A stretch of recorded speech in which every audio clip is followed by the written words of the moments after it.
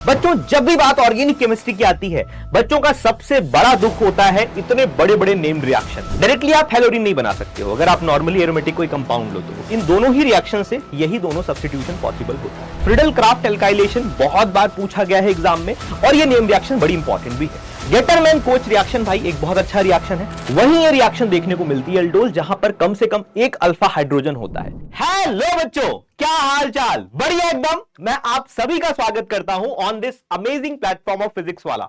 बच्चों, जब भी बात ऑर्गेनिक केमिस्ट्री की आती है, बच्चों का सबसे बड़ा दुख होता है इतने बड़े बड़े name reaction. Sir Cannizzaro reaction, sir Friedel Crafts reaction, ये दिल में एकदम दहशत मचा देते हैं ऐसे नेम्स, है ना। स्पेशली तब जब हर एक चैप्टर में बहुत सारे नेम रिएक्शंस आपको देखने को मिलते हैं। अब उस चक्कर में बच्चा घबरा जाता है ना।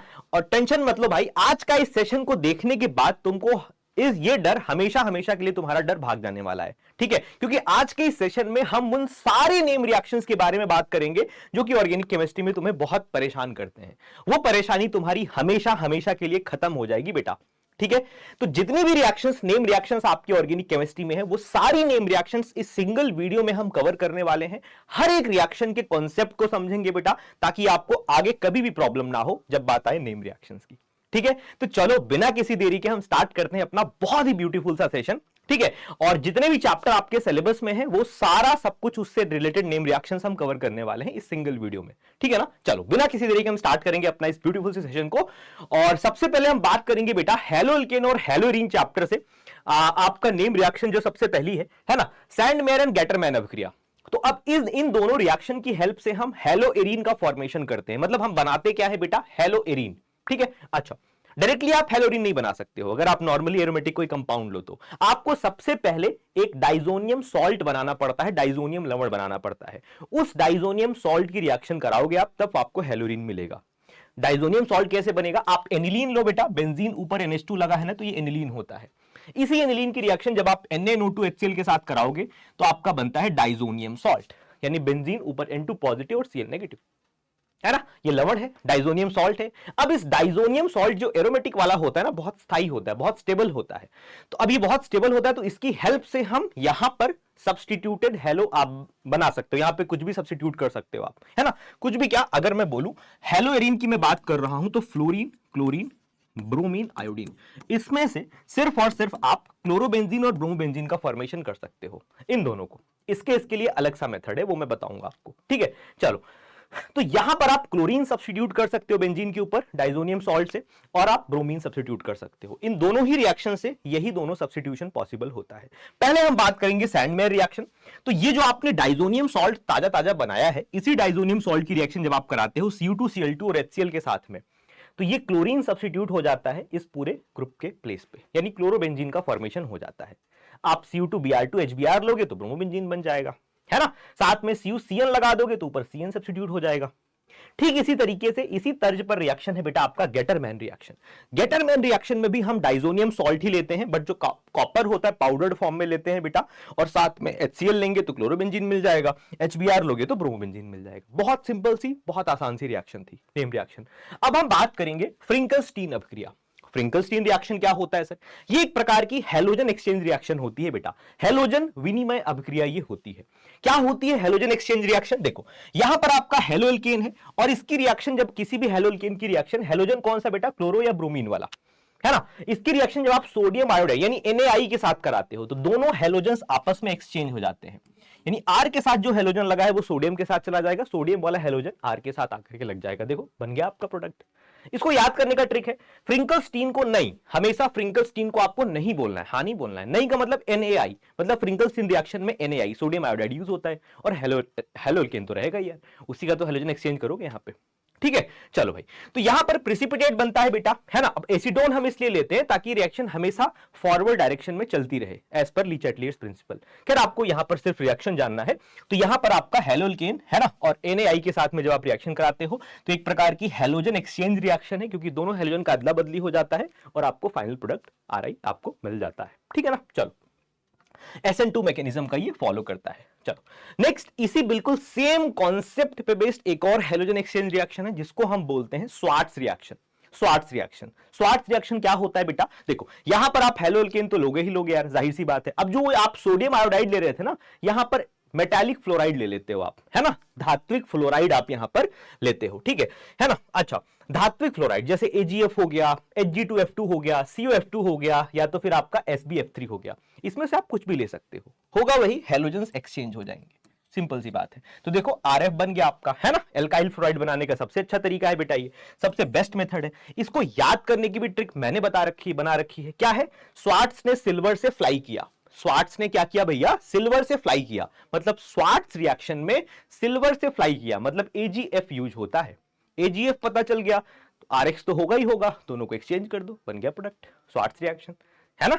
तो इस तरीके से तुम स्वार्ट्स रिएक्शन को भी बहुत अच्छे से समझ सकते हो बेटा, ठीक है। आगे बढ़े, चलो बिना किसी देरी के अब हम बात करेंगे वुड्स रिएक्शन के बारे में, ठीक है। अच्छा, वुड्स रिएक्शन क्या होता है भाई? देखो, वुड्स रिएक्शन बेटा, जब भी आप मान लो किसी हेलोएल्केन, 2 मोल आप हेलोएल्केन लेते हो ना, अच्छा, इसकी रिएक्शन जब आप सोडियम और ड्राई ईथर की प्रेजेंस में कराते हो, है ना, सोडियम और शुष्क ईथर की प्रेजेंस में, तो जो आपने 2 मोल ले रखा था ना, यहां से हेलोजन अलग हो जाएगा, और जो 2 मोल लिया था आपने कार्बन, है ना, जितनी भी कार्बन की चेन लिए होंगे, जस्ट इसका डबल हो जाता है, यानी दोनों मोल आपस में जुड़ जाता है। देखो, 2 कार्बन की चेन थी ना, 2 मोल था आपके पास में, तो 2 कार्बन का दुगना यानी 4 कार्बन का आपके पास में एल्केन आपको मिल जाता है सोडियम और शुष्क ईथर के प्रेजेंस में। देखो, एक आपने RX लिया, एक R' लिया, तो एक R और एक R' दोनों आपस में जुड़ जाएगा। देखो, R और R', है ना। कभी कभी यहां पे मिक्सचर ऑफ प्रोडक्ट्स मिलता है, कभी कभी R से जुड़ जाता है, R' से जुड़ जाता है ना।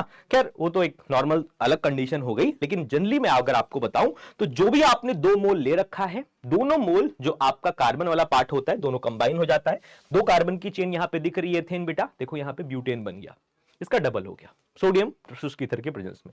वुड्स रिएक्शन बिल्कुल सेम इसी तर्ज पर रिएक्शन होती है फिटिग अपक्रिया।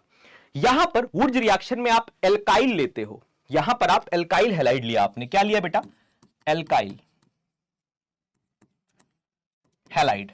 लेकिन अगर आप जब फिटिग अपक्रिया की बात करते हो ना, तो फिटिग अपक्रिया में एराइल हैलाइड आप लेते हो, मतलब कोई एरोमेटिक कंपाउंड वाला हैलाइड लेते हो, है ना। यहां पर आप एराइल हैलाइड लेते हो, ठीक है। देखो, अब एराइल हैलाइड लोगे तो क्या हो जाएगा भैया? होगा तो वही काम होगा यार जो काम वहां पे हो रहा था, मतलब हैलोजन यहां से निकलेगा। अच्छा, ये बॉन्ड जल्दी टूटता नहीं, क्योंकि यहां पे पार्शियल डबल बॉन्ड कैरेक्टर होता है ना, आंशिक द्विबंध गुण होता है। बट इसको हम हीट करते हैं बेटा, है ना, हीट करते हैं तो तब जो है ये बॉन्ड टूट जाता है, और फाइनली जब ये बॉन्ड टूटेगा तो ये 2 मोल है ना, तो एक फेनाइल रिंग दूसरे फेनाइल रिंग से आपस में जुड़ जाएगी, जैसे दोनों R वहां पे जुड़ रहा था। देखो, यहां पे एक C2H5 दूसरा C2H5 दोनों कंबाइन हो रहे थे, वैसे एक ये फेनाइल रिंग दूसरा फेनाइल रिंग से कंबाइन हो जाएगा, और साथ में आपका NaCl निकल जाएगा बाई प्रोडक्ट की तरह। तो अगर एल्काइल आप 2 मोल जोड़ रहे हो तो वुड्स रिएक्शन होगा, अगर एराइल जोड़ रहे हो बेटा तो फिटिग अपक्रिया होगा। बहुत सिंपल सी रिएक्शन है। नेक्स्ट, वुड्स फिटिग अपक्रिया। वुड्स फिटिग अपक्रिया क्या होता है भैया? वुड्स में क्या ले रहे थे? एल्काइल ले रहे थे। फिटिग में क्या ले रहे थे? एराइल ले रहे थे। तो वुड्स फिटिग है, मतलब एक एल्काइल ले लो, एक एराइल ले लो, सिंपल सी बात है ना। एक आपने यहां पर क्या लिया बोलो? एल्काइल लिया, एक आपने एराइल लिया, तो एराइल और एल्काइल आपस में जुड़ जाएगा। देखो, बन गया, ठीक है। तो एक एल्काइल वाला आपका जुड़ गया, एक एराइल, दोनों आपस में कनेक्ट हो गए, वुड्स फिटिग अपक्रिया, दोनों का टेक्सचर आ गया। तो ये बहुत सिंपल सी रिएक्शन है, ठीक है। दोनों में हम शुष्क ईथर और आपका जो है ना, सोडियम के प्रेजेंस में हम ये रिएक्शन कराते हैं, ठीक है। नेक्स्ट है बेटा Friedel Crafts alkylation. Friedel Crafts alkylation बहुत बार पूछा गया है एग्जाम में, और ये नेम रिएक्शन बड़ी इंपॉर्टेंट भी है। देखो, जब भी आपके पास में मान लो एक क्लोरोबेंजीन है ना, क्लोरोबेंजीन की रिएक्शन आप CH3Cl और एनहाइड्रस AlCl3 के साथ कराते हो। एनहाइड्रस AlCl3 बेटा इलेक्ट्रॉन न्यून होता है ना, लुईस एसिड आप बोल सकते हो इसको। तो ये क्या करता है? इसको इलेक्ट्रॉन चाहिए होता है, तो ये क्लोरीन जो होता है बेटा, ये इसको एब्स्ट्रैक्ट करता है, और उसके बाद में CH3 के ऊपर पॉजिटिव चार्ज आ जाता है। ये CH3 पॉजिटिव आपका इलेक्ट्रोफाइल की तरह एक्ट करता है। अब इलेक्ट्रोफाइल है तो इस बेंजीन रिंग पे कहां जाना चाहेगा? जहां पर हायर इलेक्ट्रॉन डेंसिटी होती है। रेजोनेंस से ये पता चलता है, रेजोनेटिंग स्ट्रक्चर जब आप इसका बनाओगे, ऑर्थो और पैरा पोजीशन पर हाई इलेक्ट्रॉन डेंसिटी होती है, इसीलिए आपका ऑर्थो और पैरा पर ये इलेक्ट्रोफाइल जाकर के चिपक जाता है, जिसमें से पैरा वाला आपका मेजर होता है। Friedel Crafts alkylation. क्यों एल्काइलेशन बोला हमने? क्योंकि एल्काइल ग्रुप जाकर के पैरा पोजीशन पर चिपक गया, ठीक है। अच्छा, यही अगर एसाइल ग्रुप आप ले लो, सेम चीज लो, एसाइल ग्रुप लो, तो एसाइल ग्रुप जो होगा ये एज अ इलेक्ट्रोफाइल टूटेगा, और ये इलेक्ट्रोफाइल एक बार ऑर्थो पे लगेगा, एक बार पैरा पे लगेगा, जिसमें से पैरा वाला तुम्हारा मेजर प्रोडक्ट होगा बेटा, ठीक है, ये था फ्रिडल-क्राफ्ट एसाइलेशन। चलो नेक्स्ट अब हम बात करेंगे कोल्बे अभिक्रिया। कोल्बे अभिक्रिया क्या होता है बेटा? देखो बहुत बहुत इंपॉर्टेंट रिएक्शन है ये, कई बार एग्जाम में पूछा गया। कोल्बे रिएक्शन क्या होता है यार? देखो जब भी आप फिनॉल लेते हो बेटा, फिनॉल को सोडियम हाइड्रोक्साइड के साथ रिएक्शन करोगे तो क्या बनेगा बोलो? फिनॉक्साइड आयन बनेगा। ये फिनॉक्साइड आयन बनाने का क्या फायदा होता है? ये और ज्यादा रिंग को एक्टिवेट कर देता है, मतलब और ज्यादा यहां पर इलेक्ट्रॉन डेंसिटी आ जाती है। तो अब और ज्यादा इलेक्ट्रॉन डेंसिटी आ गई तो अगर हल्का फुल्का पुअर इलेक्ट्रोफाइल होगा ना तो वो भी अटैक कर जाता है यहां पे, ठीक है। तो अब इलेक्ट्रॉन रागी प्रतिस्थापन अभिक्रिया के प्रति फिनॉल की तुलना में अधिक क्रियाशील हो जाता है, ये फिनॉल से भी ज्यादा एक्टिवेट हो जाती है रिंग ये, ठीक है। अच्छा अब खैर यहां पर वापस से हम CO2 के साथ जब हम रिएक्शन कराते हैं तो ऑर्थो पोजीशन पर COOH ग्रुप इंट्रोड्यूस हो जाता है। फिनॉल आपने स्टार्ट किया था, स्टार्टिंग मटेरियल था, NOH के साथ रिएक्शन कराया CO2 के साथ में, तो ऑर्थो पोजीशन पर COOH ग्रुप लग जाता है। अच्छा इसको हम सैलिसिलिक एसिड भी बोलते हैं, इसको क्या बोलते हैं? Salicylic acid. और यही रिएक्शन कहलाता है बेटा कोल्बे रिएक्शन। यहां पर CO2 जैसे वीक इलेक्ट्रोफाइल के साथ इलेक्ट्रॉन रागी प्रतिस्थापन अभिक्रिया होता है बेटा। एसिडिफिकेशन के बाद में सैलिसिलिक अम्ल आपका प्राप्त होता है, ठीक है, कोल्बे रिएक्शन। नेक्स्ट है बेटा रेमर-टीमन रिएक्शन। रेमर-टीमन रिएक्शन भी हम फिनॉल से रिएक्शन को स्टार्ट करते हैं। फिनॉल की रिएक्शन हम कराते हैं क्लोरोफॉर्म से और एक्वस NaOH के साथ में। जब फिनॉल की रिएक्शन NaOH की उपस्थिति में क्लोरोफॉर्म के साथ कराई जाती है तो आप बेंजीन के ऑर्थो पोजीशन पर CHO ग्रुप जो होता है बेटा वो इंट्रोड्यूस हो जाता है। इसको बोलते हैं सैलिसिलडिहाइड। इसको क्या बोलते हैं बोलो? सैलिसिलडिहाइड। और यही है रेमर-टीमन रिएक्शन, ठीक है। तो ये बात बिल्कुल क्लियर होनी चाहिए बेटा आप लोगों को कि यहां पर डाइक्लोरोकार्बीन बनता है एज अ इंटरमीडिएट जिसका नेचर इलेक्ट्रोफिलिक होता है, ठीक है। चलो भाई नेक्स्ट, बहुत सिंपल सी रिएक्शन थी, है ना, हमने फिनॉल से स्टार्ट किया और ऑर्थो पोजीशन पर CHO ग्रुप इंट्रोड्यूस हो गया, ठीक है, रेमर-टीमन रिएक्शन। चलो भाई विलियमसन संश्लेषण, बहुत ही ब्यूटीफुल सी रिएक्शन है। अगर आपको अनसिमेट्रिकल ईथर बनाना है यानी असममित ईथर, है ना, असममित ईथर या सम्मित असम्मित दोनों इससे बन सकता है, तो ईथर बनाने की सबसे मोस्ट पॉपुलर विधि होती है विलियमसन संश्लेषण। क्या होती है देखते हैं। इस विधि द्वारा हम सिमेट्रिकल अनसिमेट्रिकल ईथर बना सकते हैं। एल्किल हैलाइड को जब हम बेटा सोडियम एल्कोक्साइड के साथ रिएक्शन कराते हैं, मतलब जो आपका एल्किल हैलाइड था ना, इसको जब आप सोडियम एल्कोक्साइड के साथ रिएक्शन कराते हो तो ईथर बन जाता है। कैसे बनता है भाई? देखो तुम समझ सकते हो इसको। देखो यहां पर आपका जो आपका सोडियम एल्कोक्साइड होता है ये आपका एक न्यूक्लियोफिलिक सेंटर है, तो न्यूक्लियोफिलिक सेंटर है तो ऑब्वियस सी बात है ये हैलो एल्केन है। इस कंपाउंड, ये कंपाउंड पोलर है, यहां पर पार्शियल पॉजिटिव चार्ज है, यहां पर पार्शियल नेगेटिव चार्ज है। अब होगा क्या बेटा? इस पार्शियल पॉजिटिव यानी इस इलेक्ट्रोफिलिक सेंटर पर न्यूक्लियोफिलिक सेंटर अटैक करेगा। अटैक करने के बाद में होगा क्या बेटा? यहां पर आप सिंपली यहां पर देख सकते हो कि आपका NaBr जो है वो निकल जाएगा, है ना, Na और Br यहां से निकल जाएगा, ये बिल्कुल आपस में कंबाइन हो जाएगा, ROR यानी ईथर का फॉर्मेशन हो जाता है ना। तो सोडियम एल्कोक्साइड जब भी आपके एल्काइल हैलाइड के साथ रिएक्शन करता है तो ईथर बनाता है। ये है विलियमसन संश्लेषण यानी विलियमसन ईथर सिंथेसिस। बहुत सिंपल सी रिएक्शन है। हमको आपको हमेशा ये प्राइमरी लेना है बेटा क्योंकि यहां पर SN2 मैकेनिज्म फॉलो होता है। विलियमसन संश्लेषण में आप हमेशा ध्यान रखना SN2 मैकेनिज्म फॉलो होता है और SN2 मैकेनिज्म में एल्काइल हैलाइड हमेशा आपको प्राइमरी ही लेना होता है ताकि रिएक्शन फास्ट हो, ठीक है। तो ये बहुत ब्यूटीफुल सी रिएक्शन है भाई विलियमसन ईथर संश्लेषण, ईथर, आप इससे ईथर बना सकते हो। नेक्स्ट है बेटा रोजनमुंड अपचयन। रोजनमुंड अपचयन क्या होता है यार? देखो यहां पर आप बेंजोइल क्लोराइड जब आप लेते हो ना बेटा, देखो एसाइल क्लोराइड आप ले लो, है ना, इसका जब आप बेरियम सल्फेट के साथ में, आप पैलेडियम उत्प्रेरक के साथ में जब आप इसका हाइड्रोजनेशन कराते हो, जब आप इसका हाइड्रोजनेशन कराते हो, जब आप इसका हाइड्रोजनेशन कराओगे बेटा, है ना, हाइड्रोजनेशन कराओगे इस बेंजोइल क्लोराइड का, तो आपको बेंजल्डिहाइड प्राप्त होता है यानी बेंजीन में आपका CHO ग्रुप इंट्रोड्यूस हो जाएगा। यानी बेंजल्डिहाइड बनाने की सबसे पॉपुलर मेथड है भाई, है ना, रोजनमुंड अपचयन, और यही रिएक्शन क्या कहलाता है? रोजनमुंड अपचयन कहलाता है। नेक्स्ट रिएक्शन है स्टीफन रिएक्शन। स्टीफन रिएक्शन से भी आप एल्डिहाइड बना सकते हो भाई, है ना। सबसे पहले हम स्टैनस क्लोराइड की रिएक्शन नाइट्राइल के साथ कराते हैं यानी RCN को क्या बोलते हैं बेटा? नाइट्राइल बोलते हैं। अब इस नाइट्राइल में जब आप SnCl2 के साथ इसकी और HCl के साथ आप रिएक्शन कराते हो तो फाइनली आप देखते हो RCHO यानी एल्डिहाइड आपको मिल जाता है। तो जब ये रिएक्शन करता है बेटा तो हमें एक मध्यवर्ती इमीन मिलता है, ठीक है, हमें एक इमीन मिलता है और जिसके जल अपघटन के बाद हमें एल्डिहाइड मिल जाता है। इसी रिएक्शन को हम मार्केट में स्टीफन रिएक्शन के नाम से जानते हैं। यानी एल्डिहाइड बनाने की बहुत अच्छी तरीका है ये, आपको याद रखना है। नाइट्राइल जब SnCl2 और HCl के साथ रिएक्शन करता है, स्टीफन अपक्रिया की बात हो रही है, बनेगा एल्डिहाइड RCHO, ठीक है। चल नेक्स्ट है इटार्ड रिएक्शन। इटार्ड रिएक्शन भी बेटा आपका बेंजल्डिहाइड, देखो यहां पर फॉर्मेशन हो रहा है तो एल्डिहाइड बनाने की बहुत अच्छी मेथड होता है। तो अब यहां पर क्रोमिल क्लोराइड यानी CrO2Cl2 मेथाइल समूह को एक क्रोमियम कॉम्प्लेक्स में ऑक्सीकृत सबसे पहले करता है और फर्दर जल अपघटन के बाद में ये बेंजल्डिहाइड बना देता है। मतलब जो आपने टॉलुइन लिया था यानी बेंजीन ऊपर CH3, इसी CH3 के ग्रुप के प्लेस पर CHO ग्रुप आ जाता है। सिंपल, तुम ये याद रखो। इस रिएक्शन को हम बोलते हैं इटार्ड रिएक्शन। इटार्ड रिएक्शन में जब आप बेटा क्रोमिल क्लोराइड आप यूज करते हो, टॉलुइन को जब आप क्रोमिल क्लोराइड से रिएक्शन कराते हो, फर्दर ये कॉम्प्लेक्स बनता है और कॉम्प्लेक्स के बाद में ये बेंजल्डिहाइड में तब्दील हो जाता है। ठीक है, तो ये भी एल्डिहाइड बनाने की बहुत ही अच्छी मेथड है। Gattermann coach reaction, Gattermann coach reaction भाई एक बहुत अच्छा रिएक्शन है। ठीक है, अच्छा क्यों है? यहां से भी आप बेंजल्डिहाइड बनाते हो। जब बेंजीन, आप यहां पर स्टार्टिंग मटेरियल बेटा बेंजीन लेते हो और बेंजीन से आप बेंजल्डिहाइड तक पहुंच सकते हो। बहुत अच्छी रिएक्शन है।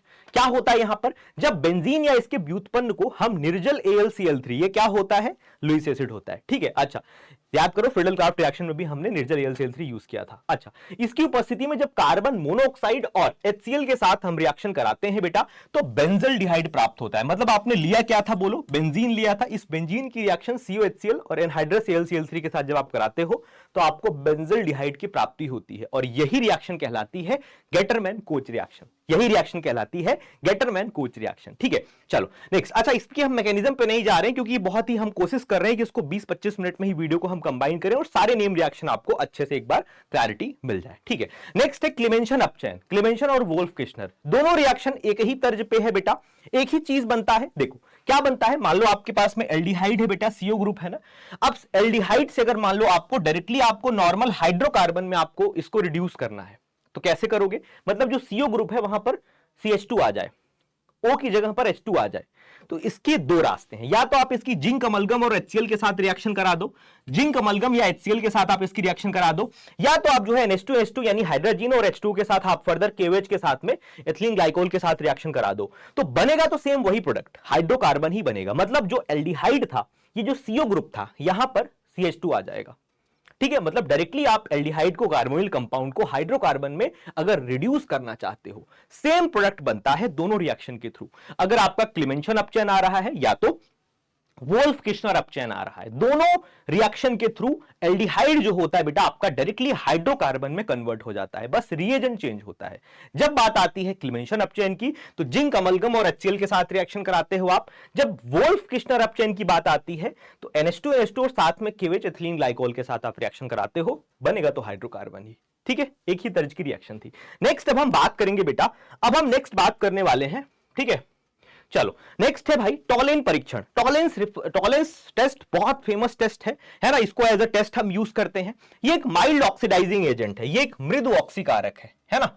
माइल्ड ऑक्सीडाइजिंग एजेंट का मतलब क्या होता है भैया? ऑक्सीडाइज कर दे उसको, है ना। अल्कोहल से आपका कार्बोनिल कंपाउंड बदल दे, कार्बोनिल कंपाउंड से अम्ल में बदल जाए, अगर आप ऑक्सीडाइजिंग एजेंट यूज कर रहे हो तो। माइल्ड ऑक्सीडाइजिंग एजेंट का मतलब बहुत स्ट्रॉन्ग नहीं है। ठीक है, तो सिर्फ एल्डिहाइड को ही ये जो है ऑक्सीकृत कर पाता है, क्योंकि कीटोन जो होता है, कीटोन का ऑक्सीकरण इतना आसान नहीं होता, बहुत ही कठोर परिस्थितियों में कीटोन आपका ऑक्सीकृत होता है ना। तो एल्डिहाइड को तो ये ऑक्सीडाइज कर देता है लेकिन कीटोन को नहीं कर पाता। तो जहां चेक करना है भाई एल्डिहाइड एक कीटोन है, रिएक्शन करा दो टॉलेंस का, है ना। अगर हो जा रहा है तो जाहिर सी बात है एल्डिहाइड रहा होगा, तभी तो हुआ। ठीक है, तो टॉलेंस रिएजेंट क्या होता है ये आपको पता होना चाहिए। इट इज बेटा अमोनिकल सिल्वर नाइट्रेट का सॉल्यूशन होता है। ठीक है, अमोनिकल सिल्वर नाइट्रेट का सॉल्यूशन होता है। तो इस अमोनिकल सिल्वर नाइट्रेट के सॉल्यूशन को जब भी आप एल्डिहाइड के साथ रिएक्शन कराओगे तो देखो आप कार्बोक्सिलेट आयन आपको मिल गया।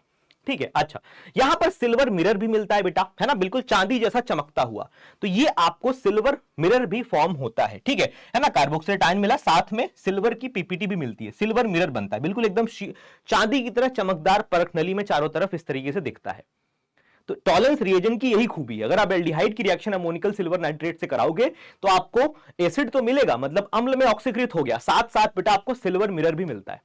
ठीक है, अच्छा तो ये चीज होती है। ठीक है, तो टेस्ट टिप पे दीवारों पर चमकती हुई चांदी की परत जैसा आप जम जाता है ये चीज। अच्छा नेक्स्ट है फेलिंग परीक्षण। ये भी बिल्कुल माइल्ड ऑक्सीडाइजिंग एजेंट है, ये भी माइल्ड ऑक्सीडाइजिंग एजेंट है बेटा। ये भी एल्डिहाइड को ही ऑक्सीकृत कर पाता है, कीटोन को नहीं कर पाता। ठीक है, अच्छा फेलिंग सॉल्यूशंस जो होता है ये दो पार्ट में होता है, Fehling solution A, Fehling solution B. Fehling solution A क्या होता है? Aqueous copper sulphate. बी क्या होता है? क्षारीय सोडियम पोटेशियम टार्ट्रेट, जिसको रोशल सॉल्ट भी बोला जाता है। ये दोनों चीज आपको बिल्कुल याद होना चाहिए। फेलिंग सॉल्यूशन ए क्या होता है? Aqueous copper sulphate. बी क्या होता है बेटा? क्षारीय सोडियम पोटेशियम टार्ट्रेट, जिसको रोशल सॉल्ट भी बोलते हैं। अब दोनों को हम बिल्कुल इक्वल अमाउंट में मिक्स करते हैं, बराबर मात्रा में जब हम मिक्स करते हैं तो बनता है फेलिंग फेलिंग रिएजेंट आपका बनता है। अब इस फेलिंग रिएजेंट को दोनों सॉल्यूशन ए सॉल्यूशन बी को जब आप एल्डिहाइड के साथ रिएक्शन कराते हो बेटा, तो आपका देखते हो कि आपका अम्ल में ऑक्सीकृत हो जाता है, साथ साथ आपको रेडिश ब्राउन पीपीटी मिलती है। टॉलेंस में क्या मिल रहा था? सिल्वर मिरर मिल रहा था, यहां पर रेडिश ब्राउन मिलता है। फेलिंग्स टेस्ट का खास बात यह है बेटा कि ये एरोमेटिक वालों को नहीं करा पाता ऑक्सीडाइज, सिर्फ एलिफैटिक के लिए टेस्ट है। ठीक है, तो ये खास बात है, ये केवल एलिफैटिक एल्डिहाइड के लिए है, एरोमेटिक बेंजल्डिहाइड ये परीक्षण नहीं देता है। ठीक है, तो ये था फेलिंग्स टेस्ट। हैलोफॉर्म अपक्रिया, नाम से स्पष्ट हो रहा है हैलोजन का फॉर्मेशन हो रहा है। तो हैलोफॉर्म रिएक्शन क्या होता है भाई? देखो, ऐसे एल्डिहाइड या कीटोन जिसमें सीओ के बगल में CH3 हो, जिसमें सीओ ग्रुप के बगल में CH3 बैठा हुआ हो, ठीक है, वहीं पर ये रिएक्शन देखने को मिलती है भैया। अच्छा, उन्हें सोडियम हाइपो आयोडाइड के साथ में जो है ना, के साथ जब हम आप गर्म करोगे बेटा, तो मेथिल कीटोन सोडियम हाइपोहैलाइड द्वारा संगत कार्बोक्सिलिक अम्लों के सोडियम लवणों में ऑक्सीकृत हो जाते हैं। समझ नहीं आया? इधर देखो, चलो यहां पर आपके पास में मैंने क्या बोला बेटा, CO को ग्रुप के बगल में आपका CH3 होना चाहिए। तो जब आप इसको रिएक्ट कराओगे तो ये CH3 ग्रुप ही हैलोजन का फॉर्मेशन करता है। ठीक है, मतलब जो 3 हाइड्रोजन था, तीनों की जगह पर हैलोजन लग गया और एक हाइड्रोजन आ जाएगा। ठीक है, अच्छा, तो यहां पर मतलब हैलोजन का फॉर्मेशन हुआ CHX3, है ना, तो हैलोफॉर्म अपक्रिया हुई। कहां होगी? CO के बगल में CH3 होना चाहिए। देखो एक और एग्जांपल देखो, CO के बगल में CH3 है ना, तो यहां पर ONA आ जाएगा आपका। ठीक है, NaOH से करा रहे हो आप, ONA आ जाएगा, और जो हैलोजन है ये आपका इसी मेथाइल ग्रुप के साथ में यहां पर अटैच हो जाता है, तो हैलोजन का फॉर्मेशन होता है, हैलोफॉर्म रिएक्शन। सिंपल सी बात है यार। नेक्स्ट है एल्डोल संघनन यानी एल्डोल कंडेंसेशन रिएक्शन। ठीक है, बहुत अच्छी सी रिएक्शन है, बहुत प्यारी सी रिएक्शन है यार। देखो यहां पर क्या होता है, जब एल्डिहाइड और कीटोन जिसमें कम से कम एक अल्फा H हो, वहीं ये रिएक्शन देखने को मिलती है एल्डोल, जहां पर कम से कम एक अल्फा हाइड्रोजन होता है। जहां एक अल्फा हाइड्रोजन कम से कम है, वहीं पर एल्डोल संघनन होगा। अच्छा, कम से कम एक अल्फा H उपस्थित हो बेटा, है ना, तनु क्षार की उपस्थिति में जब आप रिएक्शन कराते हो, यानी डाइल्यूट बेस की उपस्थिति में आप रिएक्शन कराते हो, तो होगा क्या यार? होगा क्या? यहां पे देखो 2 मोल आपने ले रखा है ना, जिसके पास अल्फा H है। अच्छा, तो ये होता क्या है बेटा, एक H जो है आपका, है ना, ये बेस है तो हाइड्रोजन एब्स्ट्रैक्ट करता है, ये दूसरे मोल वाले पे अटैक करता है, जब ये नेगेटिव हो जाता है तो ये कंबाइन होगा, है ना। अच्छा, उसके बाद में बीटा हाइड्रोक्सी एल्डिहाइड एल्डोल या बीटा हाइड्रोक्सी अगर आप कीटोन लोगे तो कीटोन प्राप्त होता है। ठीक है, फिर फर्दर आपका यहां से वाटर रिमूव हो जाता है, OH यहां से निकलेगा, H यहां से निकलेगा, दोनों के बीच में डबल बॉन्ड लग जाएगा, ब्यूट टू इनर, है ना, इस तरीके से। तो एल्डोल कंडेंसेशन है, बहुत सिंपल सी रिएक्शन है। एल्डोल जल निष्कासित करके अल्फा बीटा असंतृप्त कार्बनिक यौगिक बनाते हैं। जल निष्कासित कर देगा भैया, यहां से H, यहां से OH, सॉरी यहां से OH, यहां से H, दोनों के बीच में डबल बॉन्ड लग गया। सिंपल सी बात है ना। चलो, अच्छा, अगर मान लो क्रॉस एल्डोल कंडेंसेशन, अगर आपने एक मोल जो है वो एल्डिहाइड ले लिया, एक कीटोन ले लिया, या डिफरेंट एल्डिहाइड ले लिया बेटा, तो आपको मिक्सचर मिल जाता है। हो सकता है ये वापस से इसी के साथ रिएक्शन करे, ये इसके साथ करे, या दोनों मिक्स करके करे, तो इस तरीके से आपको मिक्सचर ऑफ प्रोडक्ट मिलता है। कॉन्सेप्ट बिल्कुल सेम है, कॉन्सेप्ट एल्डोल कंडेंसेशन का बिल्कुल सेम है। अच्छा,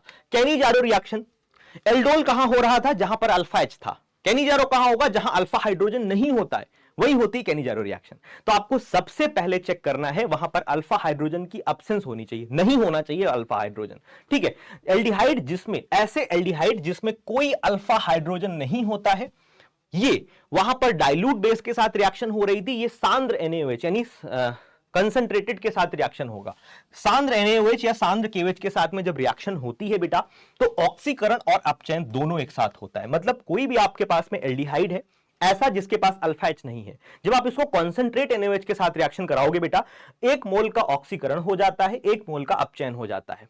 एल्डिहाइड का ऑक्सीकरण करोगे तो अम्ल बनेगा, सिंपल सी बात है यार, है ना, सॉल्ट बनेगा, फिर फर्दर कन्वर्ट हो जाएगा ये, और एक का अपचयन हुआ तो एल्डिहाइड से अपचयन करोगे तो अल्कोहल में बदल जाएगा ये। तो कैनिजारो रिएक्शन में, इसलिए इसको डिस्प्रपोर्शनेशन रिएक्शन भी बोलते हैं, विस्मानुपातन अभिक्रिया भी बोलते हैं। ठीक है ना। अच्छा, वहीं पर होती है रिएक्शन ये जहां पर अल्फा हाइड्रोजन नहीं होता, जैसे मेथनॉल हो गया बेटा, फॉर्मल्डिहाइड हो गया, बेंजल्डिहाइड हो गया, इसमें अल्फा H नहीं है ना, तो यहां रिएक्शन होगी। अब इन कंपाउंड्स का रिएक्शन आप कॉन्सेंट्रेट NaOH के साथ कराओ, एक ऑक्सीकृत होगा, एक अपचयित हो जाएगा, एक का अपचयन होगा, एक का ऑक्सीकरण होगा। सिंपल सी बात है, ये कैनिजारो रिएक्शन है। चलो भाई, नेक्स्ट है हेल-होल्हार्ड-जेलेंस्की रिएक्शन, है ना, HVZ अपक्रिया, जितना बड़ा नाम उतना ही छोटा इसका कॉन्सेप्ट है। क्या कॉन्सेप्ट है? देखो, आपके पास में बेटा ऐसे कार्बोक्सिलिक अम्ल लेने हैं जिसमें अल्फा हाइड्रोजन होता है, मतलब ऐसा कार्बोक्सिलिक अम्ल आपको लेना है जिसके पास अल्फा H होता हो। अच्छा, जब ये रेड फास्फोरस के अल्प मात्रा की उपस्थिति में क्लोरीन या ब्रोमीन के साथ रिएक्शन करके अल्फा पोजीशन पर हैलोजनित हो जाता है। नहीं समझ में आया? चलो बताता हूं। ऐसा कार्बोक्सिलिक एसिड लेना है जिसके पास में अल्फा एच हो।